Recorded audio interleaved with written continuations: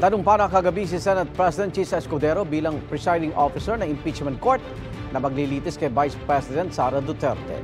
Si Senador Robin Padilla naman naghain ng resolusyon para ibasura ang impeachment case laban sa Vice dahil patapos na ang kasalukuyang Kongreso.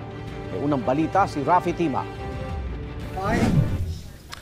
I, Francis Chis G. Escudero. Bukas pa nakatakdang mag-convene ang Senado bilang impeachment court pero kagabi nanumpa na bilang presiding officer si Senate President Chis Escudero. Mamaya naman manunumpa ang iba pang senador bilang miyembro. Ang kompromiso na pagdesisyonan matapos ang mahabang caucus ng mga senador. May nagsasabi nga na itong pag-take na niya ng oath today, pag-constitute tomorrow is symbolic.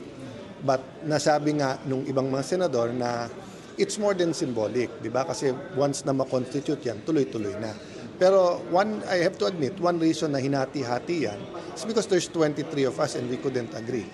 So we had to have some sort of meeting of minds. Bago nito, bumaba sa Senate floor sa Senate President Chis Escudero para ipaliwanag ang kanyang posisyon kung bakit sa Miyerkules pa sila magko-convene bilang impeachment court. Ito ay matapos ang mahabang diskusyon sa plenaryo dahil tila hindi raw nasunod ang nakasaad sa konstitusyon na agad simula ng impeachment proceeding. Forthwith, citing various cases, Mr. President, Your Honors, means within a reasonable time, which may be longer or shorter period according to the circumstances of a particular case. It means it is elastic in nature and varies with every case.